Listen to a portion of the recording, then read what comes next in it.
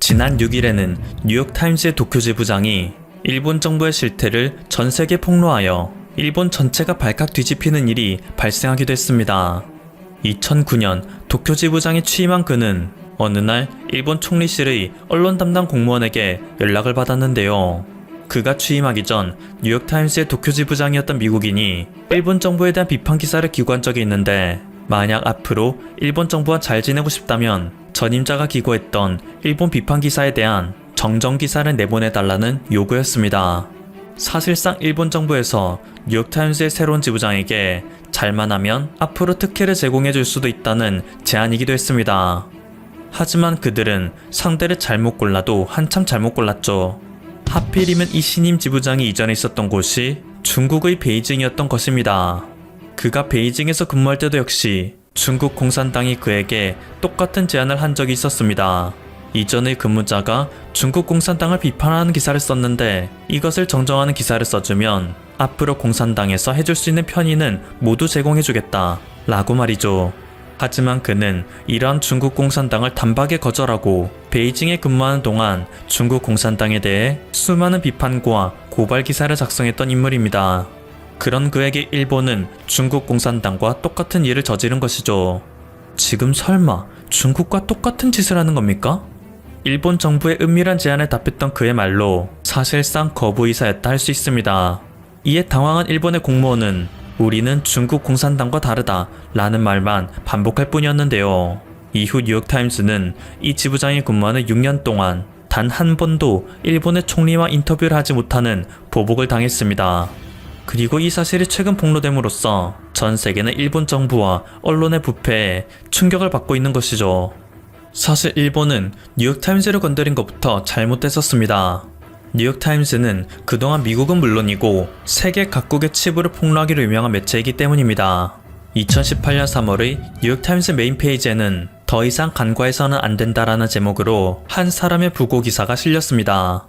이 기사는 그동안 뉴욕타임스가 주로 백인 남성에 대한 부고 기사를 올리던 것과 달리 여성에 대한 기사도 올리겠다는 취지로 기획했던 시리즈 중 하나였습니다. 그리고 이번 기사는 여성 중에서도 아시아 여성이었기 때문에 더 큰 주목을 받았는데요. 그녀의 이름은 바로 유관순이었습니다.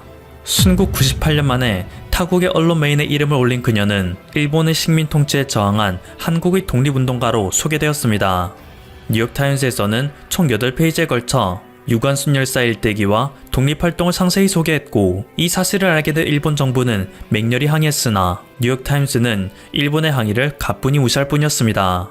일본이 수십 년 동안 막대한 돈을 쏟아부으며 자국의 이미지를 미화시키려던 노력이 물거품이 되는 순간이었죠.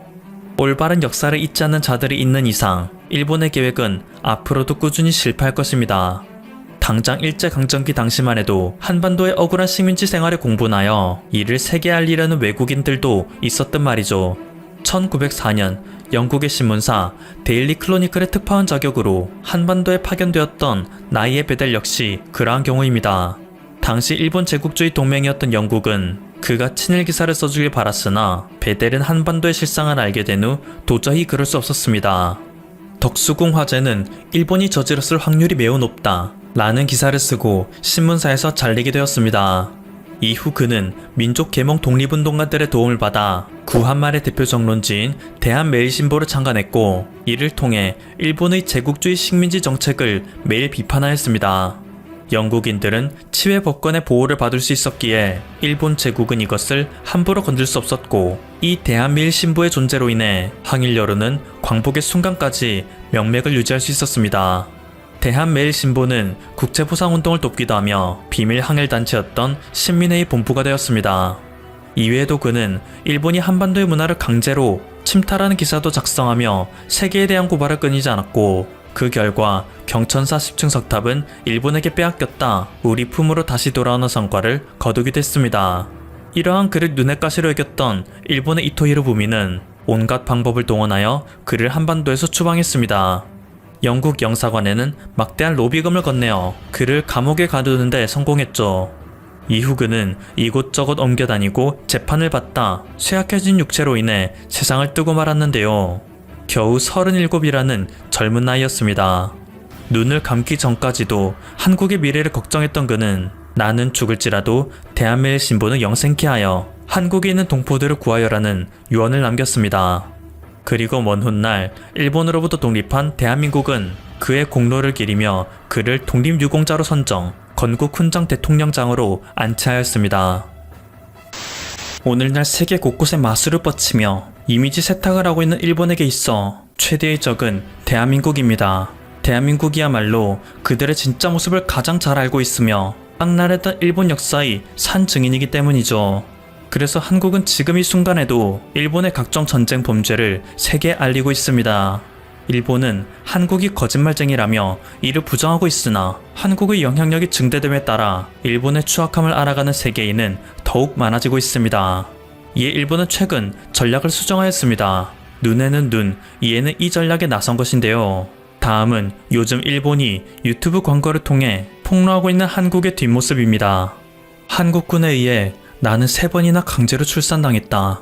18살 때 엄마로부터 떨어져 나온 나는 한국군에게 폭행당했다. 미국의 동맹군으로서 참전한 한국군에 의해 수천 명의 소녀들이 끔찍한 일을 당했다.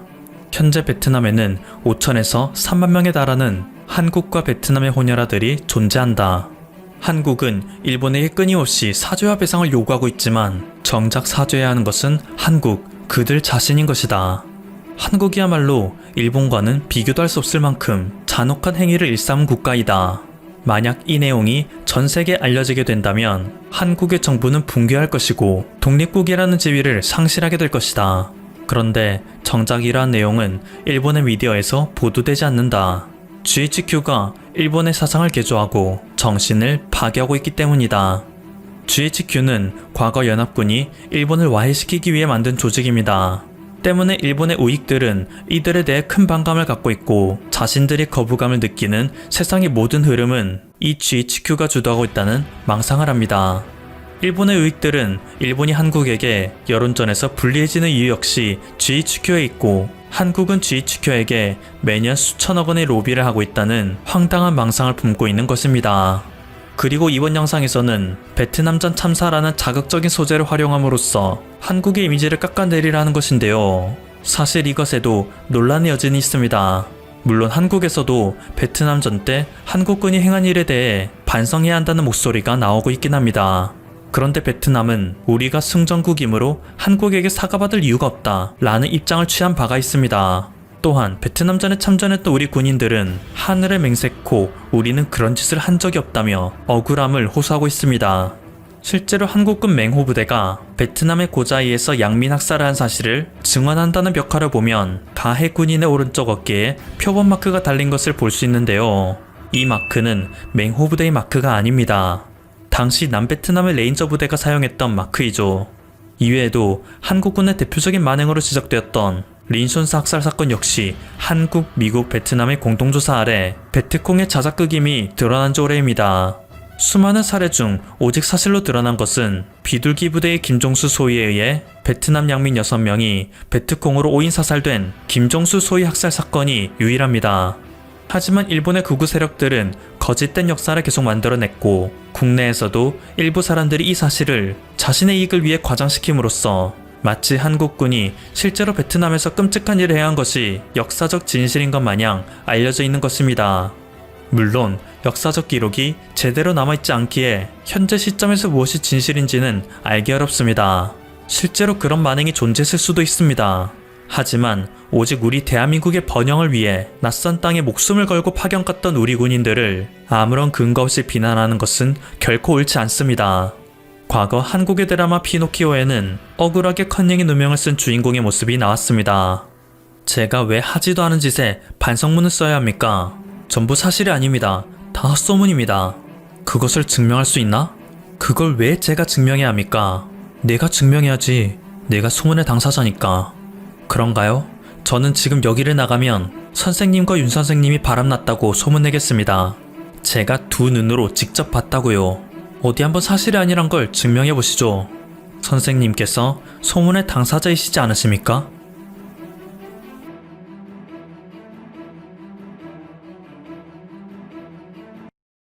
대마도는 한국의 영토입니다. 하지만 현재 일본이 불법 점거하고 있죠.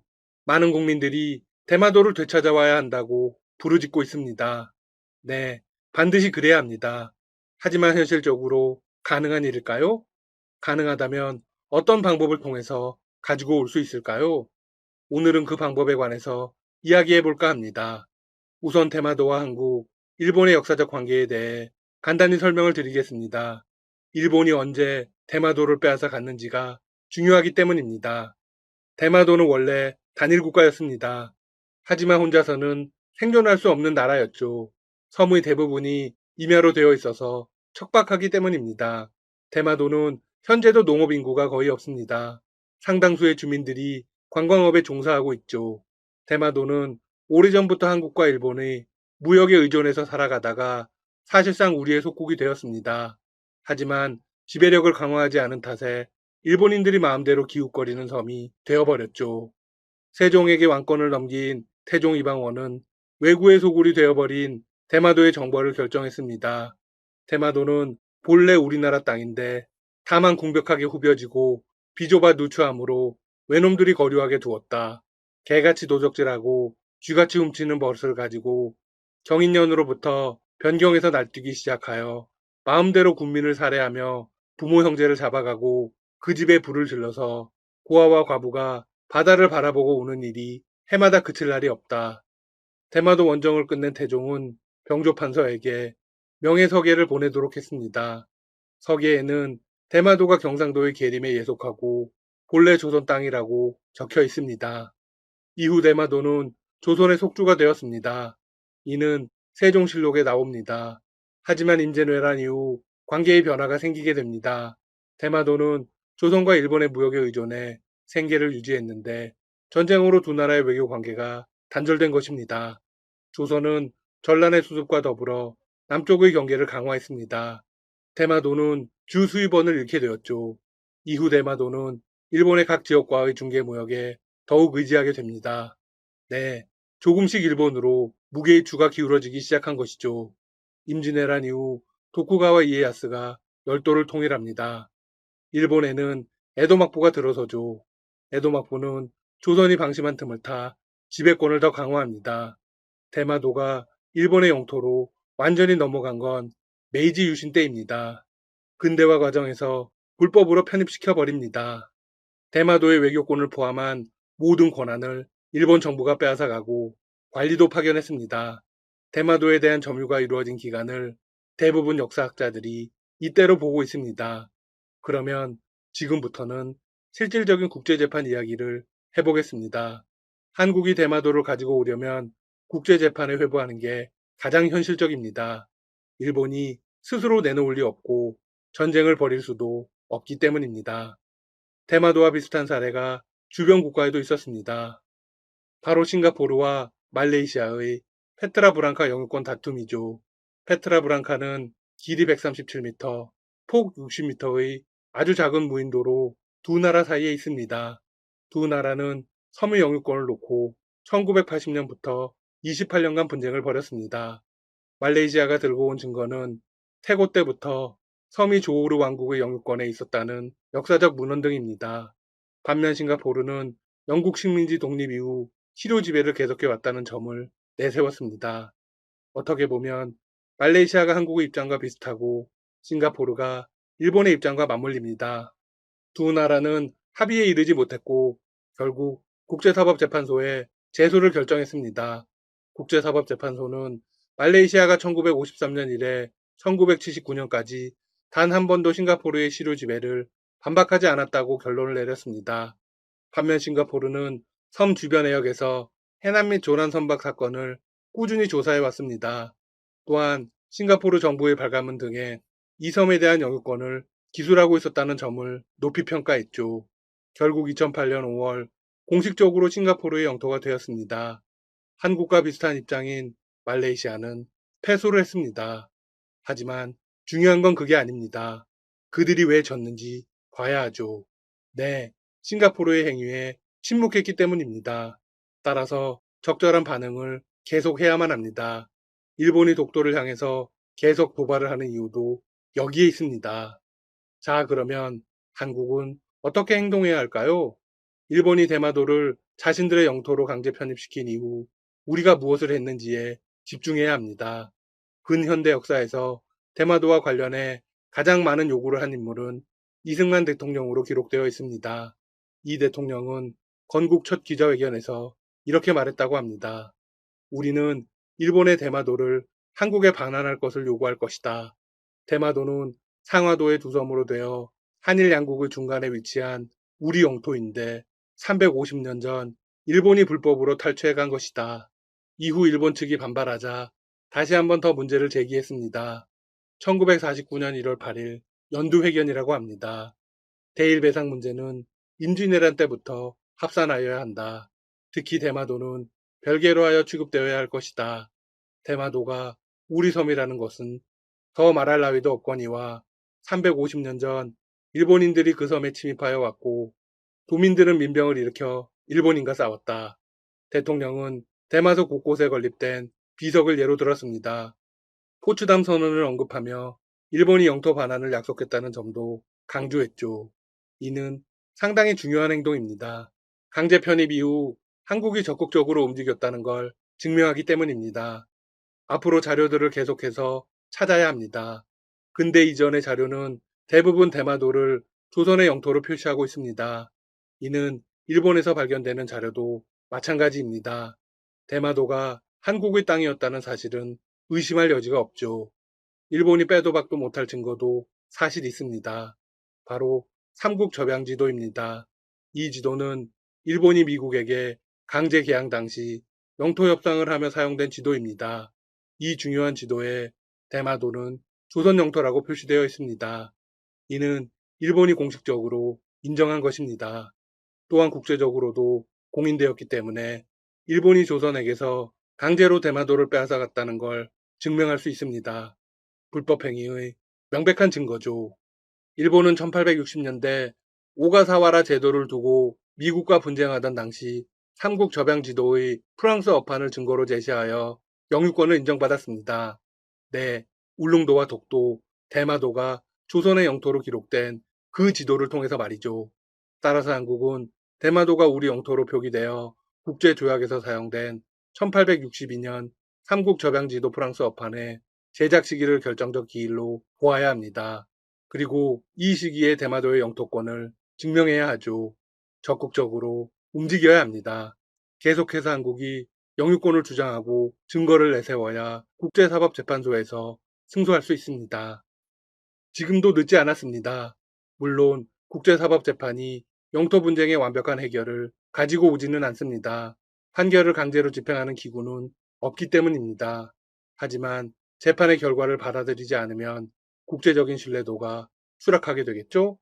우리나라가 대마도를 국제사법재판소로 가지고 가자고 하면 일본은 어떤 반응을 보일까요? 아마 펄쩍 뛸 겁니다. 자신들의 시효 지배를 근거로 자신감을 내비칠지도 모릅니다. 하지만 재판에는 늘 변수가 존재하는 법이죠. 한국의 노력 여하에 따라서 바뀔 수 있습니다. 지금까지 닥터시사TV였습니다. 여러분 시청해주셔서 감사합니다. 구독과 좋아요 부탁드립니다.